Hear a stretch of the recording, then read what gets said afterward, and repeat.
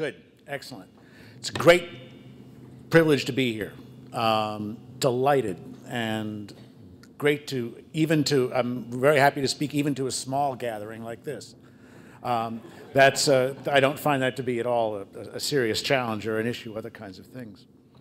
I'm here to talk to you about my book, Freedom's Forge. And as I think you'll discover in a little bit, it's a book I love to talk about and love to answer questions about. And I've been thinking about the way to start for you to understand the issues involved in the course of what happens in history in the years of World War II that I'm writing about in this book. And I think what I want you to do, and this is a perfect exercise, since this is, after all, electoral season, and there's a presidential election less than 2 weeks ago. So I want you to imagine that you are the President of the United States. And you're sitting in the Oval Office, and your top military advisors, and also your own instincts, tell you that the United States is going to be in war in less than 2 years. Then I want you to also to imagine that this is taking place in May of 1940. And you are President Franklin Roosevelt. And you know that war is coming in less than 2 years because you're watching the democracies across the Atlantic collapsing. France under the onslaught of the Nazi blitzkrieg, Great Britain about to collapse, and within a month under siege from Nazi bombers. You are also facing a situation in which you know that war is coming to a country, the United States, which now has the 19th largest army in the world. Holland has a bigger army than you do. And Holland's just been beaten by the Germans, collapsed in a matter of 48 hours. You have an Air Force, which consists of about 1,500 planes. That's if you throw in all of the obsolete biplanes and trainers and so on, and maybe a total personnel of about 15,000 people. When you have a Navy that's built around World War I era battleships, which is really almost incapable of projecting power anywhere, either across the Atlantic or in the Pacific, where you have the rise of another empire coming as well, that of Imperial Japan, let alone not just projecting power transoceanically, but let alone doing the kinds of amphibious operations and carrier operations that the Japanese in the Pacific have been carrying out, but which for you and for your admirals are still just basically mental exercises drawn up on a chalkboard someplace. And you also, just to sort of complete the picture, as Franklin Roosevelt, you also know that in order to gear up for this new kind of warfare, this new mass mechanized warfare of tanks and planes and bombers and of large-scale maneuver, that you have no defense industry. Defense industry was dismantled after World War I. That the leading arms manufacturers of the United States, who had been the world's leading arms manufacturers, companies like DuPont, the gunpowder munitions giant, companies like Sperry Gyroscope, like General Motors, that these have all been driven out of the arms business by congressional investigations, by accusations of being merchants of death. And so they said, forget it, not going to be involved anymore. We'll just shut down our plants and get out of making armaments altogether. And also, just again, to the final icing on the cake, you know that the Congress, who's going to have to authorize money for this, is totally in denial to what's happening in Europe. It's in the frame of mind that was called isolationism. The United States is protected by two oceans, one the Pacific, one the Atlantic. Conflicts that are taking place on the other side of those oceans won't ever affect us. There's no reason why we have to get involved in any kind of military buildup of any way, and that therefore Congress and the American people overwhelmingly are going to oppose any effort at rearmament, any effort to gear your country up for modern warfare. You're President of the United States. That's the situation. And the Army Chief of Staff, General George Marshall, tells you that if Adolf Hitler lands just 5 divisions on the Atlantic shore, there's nothing he can do to stop him. He can basically drive all the way to the Rockies. Nothing will be able to prevent those troops from doing whatever they want on the American continent. What do you do? What do you do? Well, if you're Franklin Roosevelt, what you do is probably what any good, smart president does. You call your chief fundraiser. In this case, Bernard Baruch, who was the Democrat Party's front man with Wall Street, knew a lot about American business and industry. And he said, basically, what do I do? And Bernard Baruch told Roosevelt, he said, the man you need to talk to is Big Bill Knudsen, president of General Motors. Bill Knudsen knows the industry of this country more than any other person alive. He's the man you need to call and tell him you need your help. And so Roosevelt does, as I explain in the book. He makes the call to the president of General Motors, Bill Knudsen. Bill Knudsen is a name almost forgotten today, but who was in 1940 a figure as respected, in many ways much more, even more respected than Henry Ford. He was one of the pioneers of the modern automotive industry, one of the inventors of mass production, flexible mass production, you know, of being able to put cars together on the assembly line and get them one car done in less than an hour. Bill Knudsen was one of the original architects for that process. He was a man hugely respected in the Motor City. A Danish immigrant who had come to this country as a young man, started work in a Bronx shipyard with a riveting gang of Irish toughs, worked his way up from the shop floor to become first head of Chevrolet and then president of General Motors, just 3 years before. So Roosevelt calls him and says, what am I going to do? I've got to get this country geared up for war. I have no defense industry. We're starting from scratch. Even my Army and Navy and Air Force really don't know what they need. They've never fought wars that are being fought in Europe that we're looking at. What am I going to do? Can you help? And so what Knudsen does, now you got to remember, you're president of General Motors, right?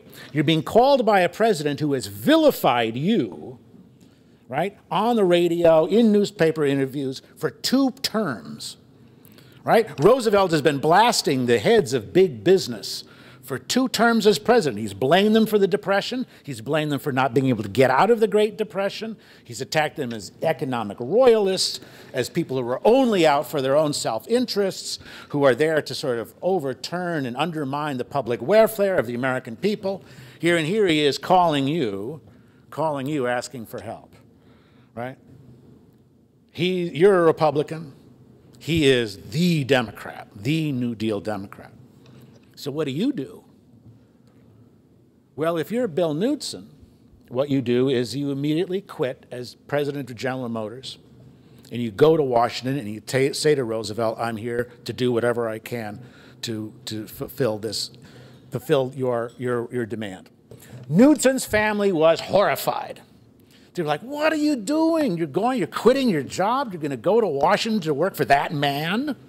You're going to go and sacrifice everything in these kinds of circumstances when he's been attacked? Why are you doing this? And Knudsen said, I owe this country everything. I came here as an immigrant. It has been a country that's been good for me. It's had all the opportunities that brought me here in the first place. When my president calls, I go. And so he did.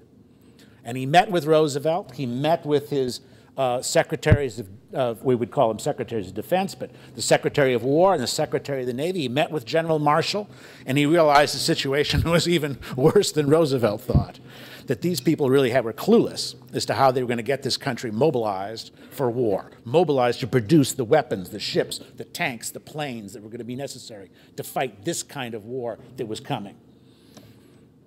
The Army, the War Department, had a plan, mobilization plan, how to mobilize the country. 18 typed pages, 18 double-spaced typed pages. Knudsen realized they didn't know what they were doing, they didn't know what they're doing. So he says to Roosevelt, and as I explain in the book, what he says to Roosevelt, I'll tell you what. Now you got to remember, Roosevelt, all this time now, his New Deal advisors who realize the situation is desperate and the time is short, are saying to him, what you've got to do now is to take over. We need what we would call today a war production czar. You appoint a single person in head who's going to give the orders and tell what industries to make what, and we're going to shut down the factories from making civilian goods, and we're going to shift to wartime production. Maybe even nationalize key industries, the steel industry, the coal industry, for example, to organize the precious metals to get these kinds of things done. This is the pressure that's coming from the New Deal guys about to deal with this emergency situation, in effect create a national emergency. Knudsen says, you know what, let's not do that. No, he doesn't say it, but he does imply, you've already tried that with the New Deal and getting this country going, and it didn't work. Instead of a top-down approach, he says to Roosevelt, in effect, let's take a bottoms-up approach. Let's mobilize the natural kind of animal spirits of the American free enterprise system. Let's mobilize the expertise and the ingenuity and the innovation that already exists in American industry, but it's been sitting idle for a decade through the Great Depression. Let's mobilize that on a voluntary basis by asking people what companies, what can you make that can help for the war effort, and let's see what we can do. And he said, if you'll do that, if you let me do that, make the calls, arrange the meetings, bring to Washington the people I think will be the most helpful with this. These are the guys who become what's known as the $1-a-year men. They come from companies like AT&T, they come from General Motors, they come from Standard Oil, they come from Union Pacific Railways, guys who leave their positions, their executive positions or engineering positions, come to Washington to accept a federal salary of $1 a year in order to help organize this effort that Knudsen's putting together. You let me bring these guys to Washington, let me organize this bottoms-up, voluntary approach, mobilizing the key virtues of the American industrial system, and I will give you more war material than you could even imagine. Give me 18 months, more war material than you can even imagine. Now, Roosevelt had said in a speech just before he met Knudsen that if this country was going to be ready for a modern war, it was going to need an Air Force of at least 50,000 planes. All the experts said, impossible. It'll never happen. Right? You're starting with maybe you've got a thousand actual modern aircraft, bombers and fighters that you can use. 50,000, impossible. It'll take five years at least to do it. Well, when Knudsen got to work and began making the calls, they hit that 50,000 plane mark the very first year in which the production got underway. And what Knudsen did by making those calls was to unleash the greatest industrial miracle of, I think, of the 20th century, the war production effort that came to the United States. A war production effort that overwhelmed our opponents, Japan and Germany and Italy, with the enormous industrial output that flowed from America's factories and shipyards and industrial plants. That not only armed us and made our military, transformed it from the 19th in the world into the one that would be second to none to this day, but also armed our allies at the same time, Britain and Russia, in the process, giving them not only weapons and materiel and munitions, but also the raw materials and civilian goods that they needed in order to bring about this kind of change, in order to win this kind of war here. And the numbers are staggering. You probably have seen them in the textbooks and in documentaries. 296,000 military aircraft, 88,000 landing craft, 196,000 pieces of artillery and heavy guns, 88,000 tanks, 8,800 Navy vessels. But by 1944, American shipyards were building 8 aircraft carriers a month. Just think if the Pentagon could tap into that kind of productive capacity today.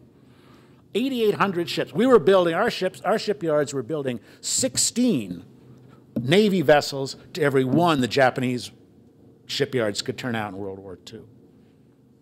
2.5 million machine guns, 2.5 million trucks, including 200,000 trucks for Studebaker that went to the Red Army. It became the logistical system that made it possible for the Red Army to drive the Germans back from the gates of Stalingrad and drive to the gates of Berlin.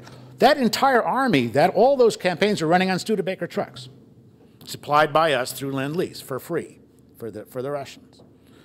2.5 million trucks, 500,000 Jeeps, and 41 billion rounds of ammunition. How did they do it? How is it possible to go from a standing start in the summer of 1940 to a war production that by the time the bombs fall on Pearl Harbor is already approaching the war production of Nazi Germany? A war production miracle in which one company alone, Ford Motor Company, produces more war material in World War II than the entire country of Italy, Mussolini's Italy, does during the war. How is it possible to do it? Well, that's what my book's about. It explains how Knudsen did it, and what the principles involved that he was able to utilize and bring to bear to make this kind of industrial miracle possible, and that could be used to reproduce a similar industrial miracle and turn a nation's economy around from a foundering, sinking ship, which it was still in 1940, into the industrial powerhouse of the world. How did he do it? Well, basically, what Knudsen did was to mobilize, for our purpose, I'll say three principles. Three basic principles that he was able to put into place that really pulled the entire system and put it together. The first is that he resisted the attempt, again, to try and go for an emergency mobilization. He knew it would never work. He said to Roosevelt, if you try to shut down the civilian economy and shift to wartime production at once, it's just going to be chaos. It's going to be total chaos. He said, what we'll do is, this is the summer of 1940, the United States is not at war, we're still very much out of it. We said, what we're going to do is, we're going to place the military orders on top of civilian production.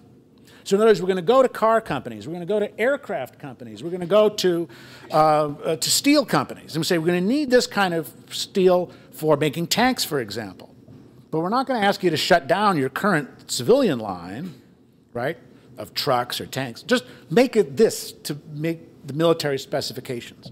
He said what will happen is that by placing the military orders on top of the civilian, they'll have to expand their plants.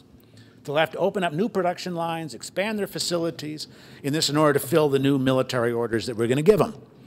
And what that will mean is that if war actually comes,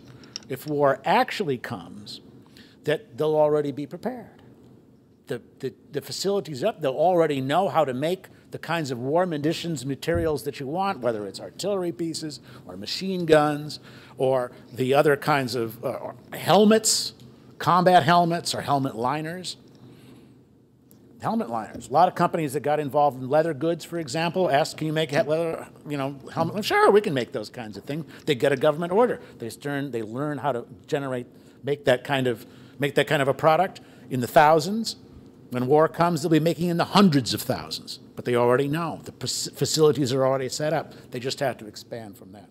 Instead of disrupting the economy to deal with a wartime effort, which is what all of the European combatants were doing, we just build it on top.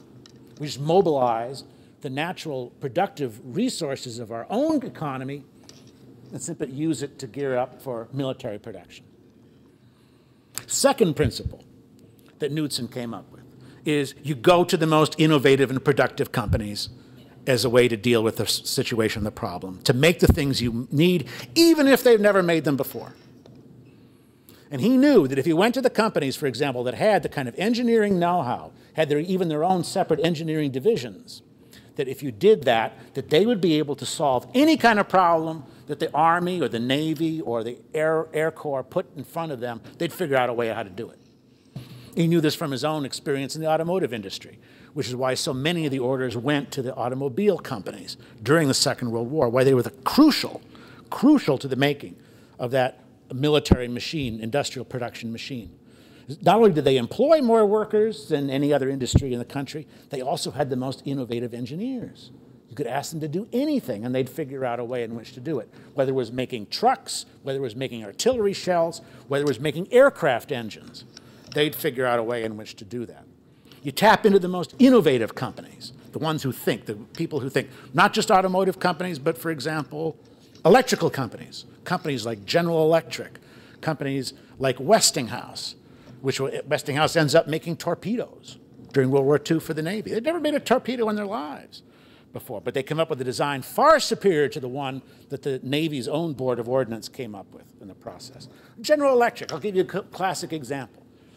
After the war started, when the Army comes to General Electric and they say, can you make a device that'll fire an armed projectile at a tank and blow it up? They said, we don't have anything like that, and we desperately need them on the battlefield right now. All we've got is this sketch. We've got this little drawing, right, of what it could look like. Do you think you could make that, something like that? And the chief engineer at General Electric, whose name's just slipped out of my brain, said, yeah, we can do something. We could figure out how to make something along those lines. And the Army said, good. He said, because we need about 5,000 of them. So yeah, I can probably come up with about 5,000. We need them in 100 days. Now again, this is General Electric knew nothing about making a bazooka, which is what this was, the original bazooka. But Bob Sims and his team sat down that night, and within 24 hours, they had worked out not only how to get a workable design of this thing, this bazooka, but also, too, how to lay out an assembly line, how it was going to be made, where they were going to pull workers off of General Electric's other production lines, and how this was all going to get done. And they delivered those 5,000 bazookas not in 100 days, but 99 days. That was also part of what Knudsen realized, that in the world of the free market, in the world of commercial companies, being able to deliver something not on deadline, but before deadline, was an important part of building a customer base. That you tapped into that kind of resource when you turned to the government contracts for the Army and Navy, that you'd get what you were looking for before the due date, and in greater quantities you can ever imagine. In fact, during the war, it reached the point that the Army began to apply what they called the rule of three when you asked a commercial company, particularly an automobile company, but really it applied to companies like a General Electric, or it applied to ball bearings manufacturers, whomever. If you asked them to make something for you, a product for you, let's say artillery gun barrels for 75 millimeter guns. If you asked them to make 1,000, that by the end of the first year, you get 3,000 because of the ability of mass production that they could mobilize and put to work on the project. At the end of the first year, you get 3,000. At the end of the second year of production, that number would go up by a factor of 7. So now instead of 3,000, you're getting 21,000 gun barrels. By the end of the third year, by 1943, let's say, right, middle of the war, by then, the only limit on the number of gun barrels you'd get would depend on whether you would have enough labor, enough raw materials, but otherwise the supply would be endless. Limitless production. That's the kind of productivity you tapped into when you tapped into the American industrial system. Knudsen knew it, the government didn't, but it learned fast what was possible, what could be brought to bear in these kinds of situations with this productive capacity. And then the third thing, the third key ingredient for Knudsen's system for arming this country for war and for getting it going. And it's a cliche, but it's an important one, and that's leadership. Bill Knudsen, the most respected man in the automobile industry.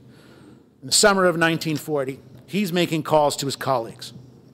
Calls up K.T. Keller at Chrysler. Says, KT, I need tanks. K.T. Keller says, I don't know, I've never made a tank. I've never seen one. What does it look like? Show me one of those things and I'll tell you where I can make it. They take him down to the Rock Island Arsenal, and he and his chief engineer, a guy named Ed Hunt, climb into a tank and they drive him around. They come out and he says, yeah, I can make these. How many do you want? Now, K.T. Keller answered that call. He gets the contract because of Bill Knudsen. When Bill Knudsen calls, you answer. When Bill Knudsen shakes a hand and says, you're going to get a contract for those aircraft engines, you're going to get a contract for those helmet liners, You're going to contract for expanding your steel capacity for ships. When he asks you to do that kind of a thing, you know his word is his bond.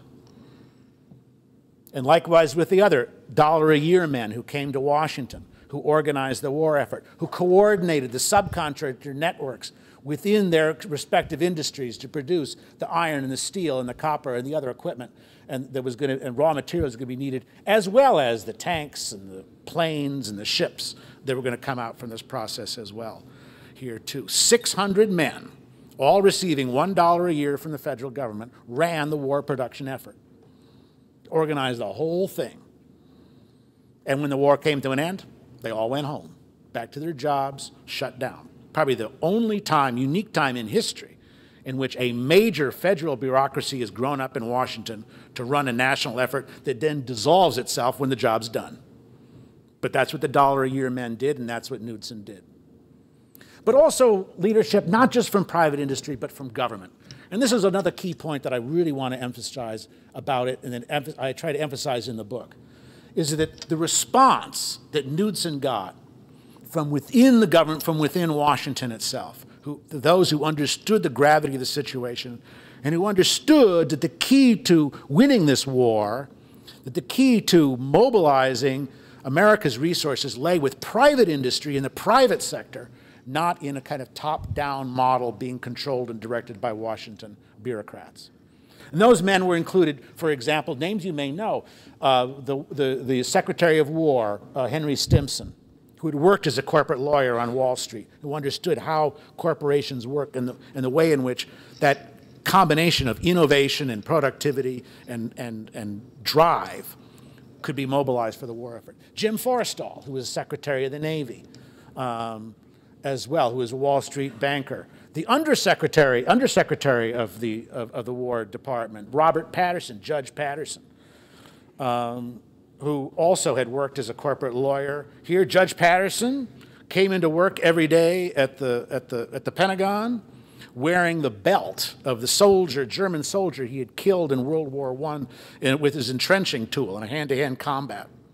And so when Judge Patterson called you in and said, I want to know why we're not meeting this wartime production schedule, why this isn't happening, that belt was staring at you, just reminding you of what the penalty might be if you failed, if that leadership broke down. What these guys understood, what these men like Forrestal and Patterson and the men that they brought on board with them, Ferdinand Eberstadt, I mean, the names are too many to mention. What they all understood, their job in Washington was to push away the bureaucrats, to expedite things getting done. How do we clear away the rules? How do we clear away the kinds of bureaucratic labyrinth that's built up even then in the War Department and the Navy Department? How do we clear that away so we can get the job done in the quickest possible way at the lowest possible cost? And of course, that was the other key to the productivity, was that the more productive those lines were, the more productive you were in that munitions, the more the cost continually came down as well. Less money that had to be forked over by the taxpayer, more productivity, more weapons, more support for our soldiers and sailors and airmen in the field.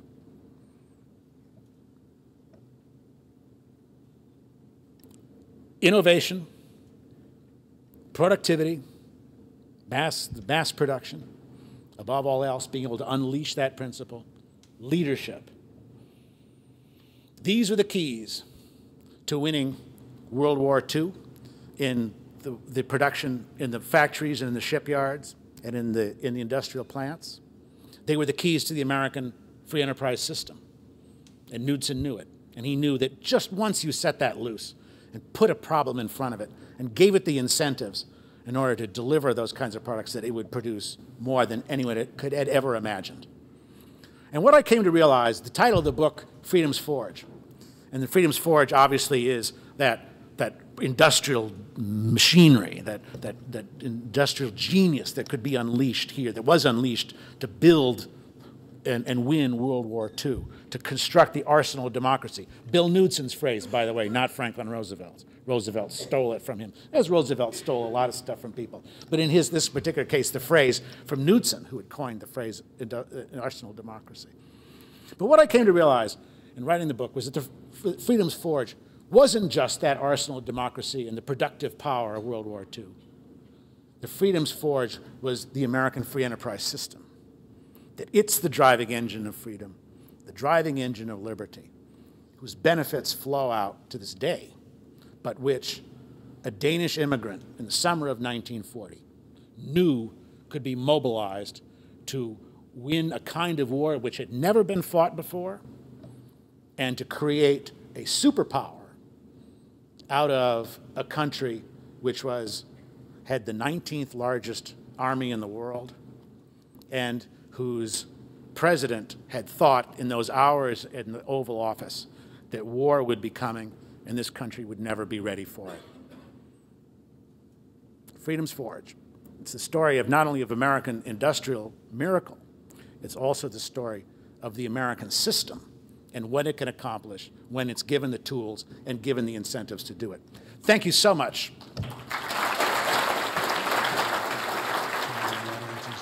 What prompted you to write this book?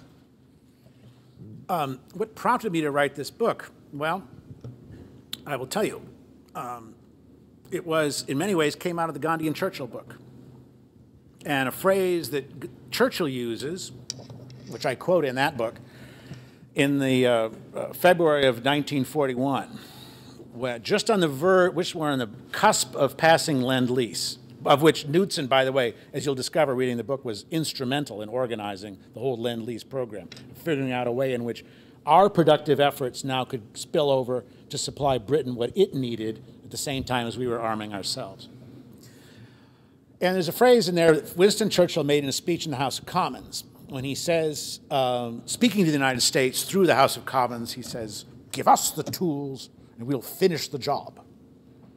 And I thought to myself, well, I was thinking to myself as I was writing the book, I said, well, why did Britain need those tools? What was wrong with them? I mean, this was an industrial power after all, the original industrial power, right? The originator of the Industrial Revolution. Great Britain had gone into total mobilization for the war since 1937, and they still need tools. What was the problem? What was the issue here? And that led me on a series of investigations, not just into why it was that all the major European combatants, even though they sacrificed so much of their own economies, in Great Britain's case, 1/4 of its national wealth to the war effort, why they could never really quite come close to producing the kind of munitions outpourings that we did when we were basically half mobilized. At no point in World War II, at no point, did any more than 45% of our total economy shift over to wartime production. And yet we managed to produce 2/3 of everything that all the Allies used during World War II. How is this possible? And that led me through then to a series of investigations, not just in the amazing stories of how these corporations and industries were able to accomplish these things. And you got to remember, all this material is out there. After the war, companies like Ford and General Motors and AT&T were proud of their achievements, published books and articles all about how they had done this and how they had brought this about, although historians had tended to ignore them.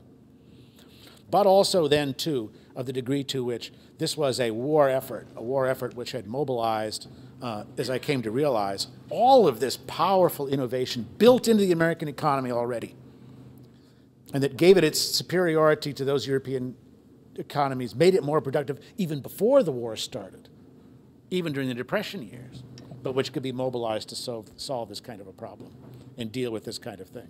And from there, the book simply took off from there. And it's been researching, I got to tell you, researching the book has been an amazing experience, as has publishing it too, because the amazing stories of companies, of places, of people who worked in the factories, worked in the shipyards, who had never done this kind of work before in their lives, who made this huge, important, vital contribution to the war effort, but whose stories have never really been told until now. The next question, thank you. The next question is, how did Pearl Harbor affect the production rate? Well, that's a very good question. How did Pearl Harbor affect the production rate? Well, what happened is that when Pearl Harbor comes, then the excuse that, well, we're not really going to be going at war, we're just dealing with preparation for war, goes out the window. And now it was possible to shift to full-time production. Now it was possible to bring Congress on board, fully on board, with authorizations and with spending for it. And so, for example, the automobile industry shuts down civilian production and moves into full-scale wartime production of trucks and equipment and tanks and all the other kinds of things.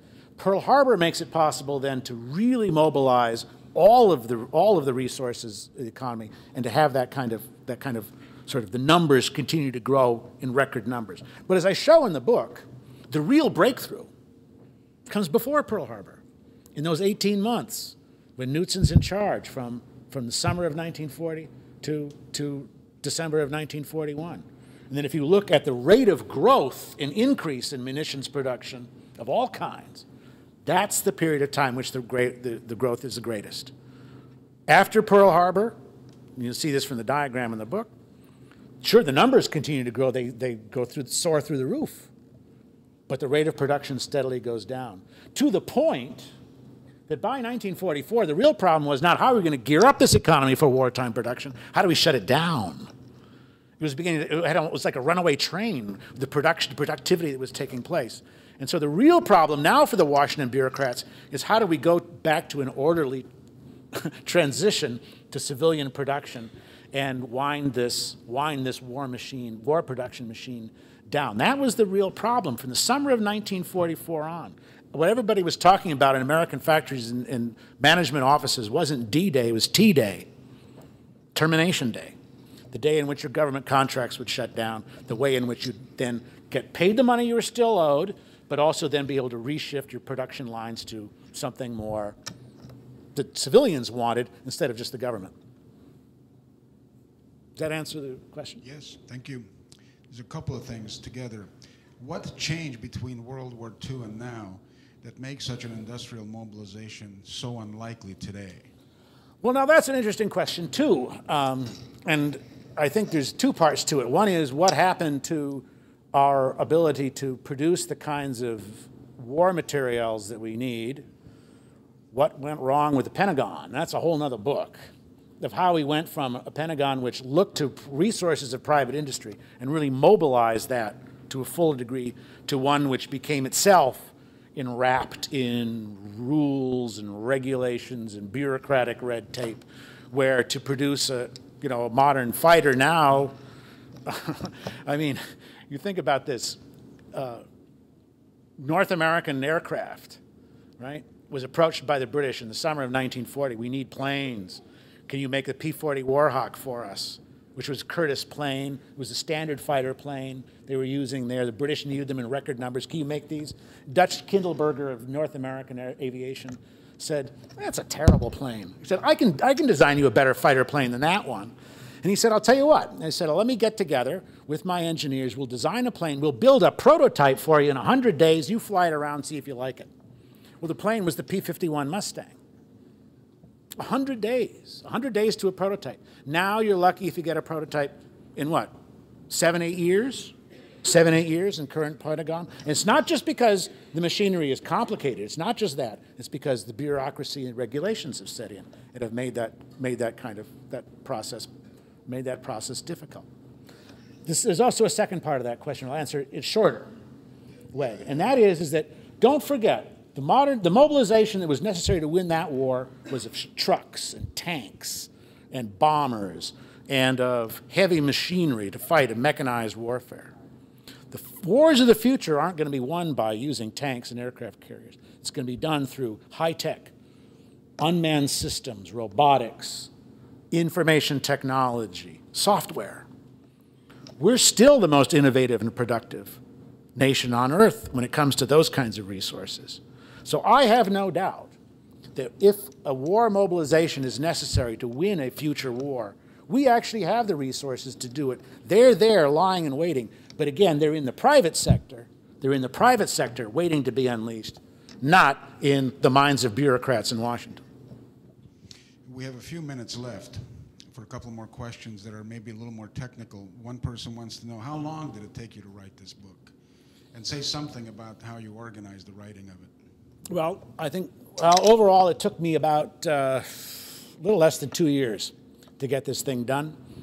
The resources were all pretty much at hand, not just in Washington, but also in the Bill Knudsen's papers in Detroit. The Henry Kaiser, who's another major figure who I've not talked about in the book, talked about in this speech, but who's a major figure in the book as well, the builder of the Liberty ships and the baby aircraft carrier, the baby flat tops aircraft carriers.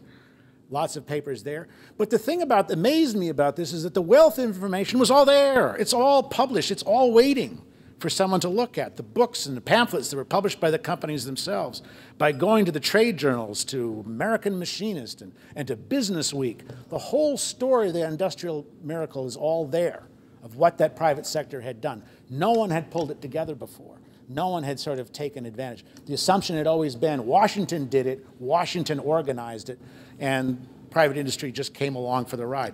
Just the opposite was the case. And that was the book that I wanted to get out and wanted to get published. Thank you. You wrote a book on Scotland or something like, what was it, how Scotland invented I have a vague recollection of such a book, yes. This is a question from someone in the audience, but I also happen to know something about that book. That was a huge seller. Can you say something about why that was a huge seller and why it's a worth read book? Yeah, that's... What's the title? The title is How the Scots Invented the Modern World. It was a book that I wrote... by the way, I always thought it was the Hungarians, but never mind. Well, that's the sequel, and we're waiting for you to come out with a sequel on that one. It was a book that sprang out of work that I've been doing on people like Adam Smith and David Hume and the Scottish Enlightenment, names that will be familiar to a lot of you Ashbrook scholars. And I wanted to do it in a book that would present the story in a way that would be available to general readers, but really understand how the Scottish mind was able to understand the workings of modern society in the middle of the 18th century, what the future would look like, how that modern society would take shape, what the driving engines and features of that process would be. And I think that part of the success of that book sprang from the fact that there were millions of people of Scottish ancestry in this country who had never had their story told before as an immigrant group, of their enormous contribution, both in Scotland, but also in this country as well, because the book includes chapters on the Scots during the American Revolution, Scots in the making of the opening of the American West, American industry, men like Andrew Carnegie here. This huge contribution that had been made by the descendants of these Scots here, and the book took off. I mean, it was a New York Times bestseller. It was a Washington Post bestseller for months. And I remember when my wife and I, Beth, came to our publisher in New York shortly after the book came out, was on the shelves, and you couldn't buy a copy of the book anywhere in the country. It was all gone. Everyone had bought, every copy had been bought. And the publisher was falling further and further behind the production line. And we went to the publisher, and he was there in the office. They were all sort of standing around, congratulating each other, but also with a kind of mystified look on their faces. And I said to the publisher, I said, because I was as surprised as anybody this book had taken off. I said, why do you think this book is, so successful? And he looked at me and he said, well, as far as we can figure out, this is the head of a New York publishing firm now. He said, as far as we can figure out, people see it on the shelves, they read the title, and they like it and they buy it. And I said, well, that's marketing savvy for you. That really explains so much about American publishing. And, dummy me, I didn't understand these huge scientific understanding of just what it is that makes a book successful. And then, of course, in the paperback, too, it became, it was on the New York Times bestseller list as a paperback as well. It was an enormously rewarding experience writing that book. And it was, I think, the one that made me really aware of the degree to which there was a hunger out there for books which explained how free enterprise works, how free enterprise, the notion of free enterprise, free market capitalism originated, and that people were interested in discovering what those principles were and how they worked in the modern world. That's also what I wanted to do with the Freedom's Forge. And I see the two books in many ways as being, in a sense, the two bookends for my body of work. The one that really kind of started me on this path, and the one that leads to the culmination of it in Freedom's Forge. I have one more question that follows up on that, but before I put that forward, allow me to introduce Professor Herman's wife, Beth. Would you take a bow? No. Take a bow. Take a bow.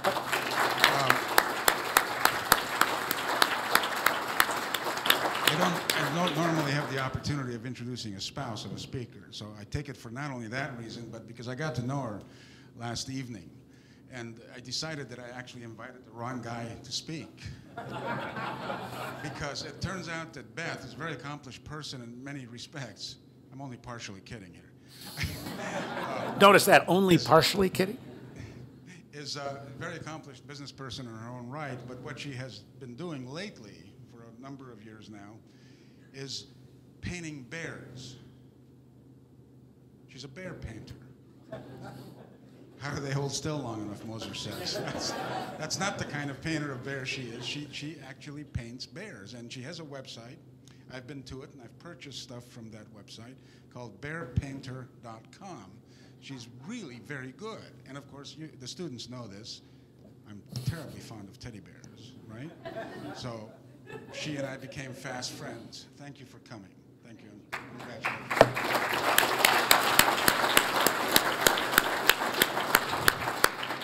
The last question, and I know this can be very elaborate, and you needn't do that here. You're going to meet with the students in about 20 minutes in private after the book signing. But before you conclude, let me thank you for coming very much, joking aside.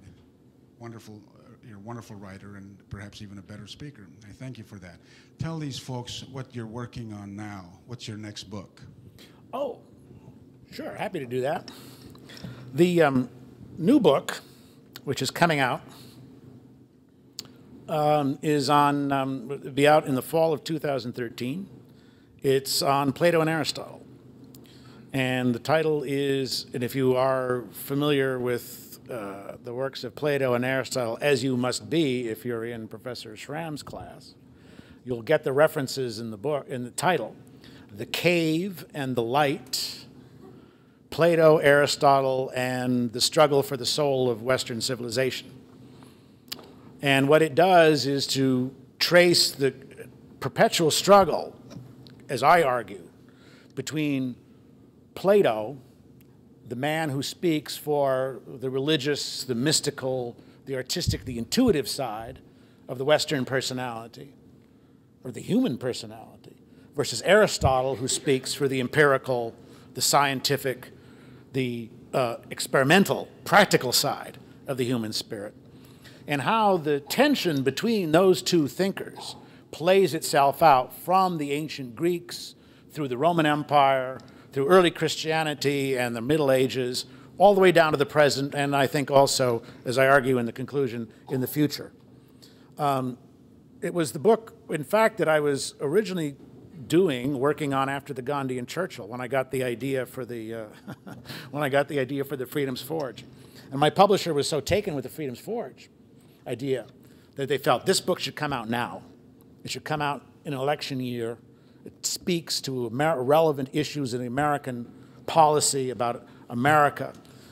And so they decided that they were going to do that book first and do Plato and Aristotle second. They said, Plato and Aristotle, they've been dead for a while. They won't mind.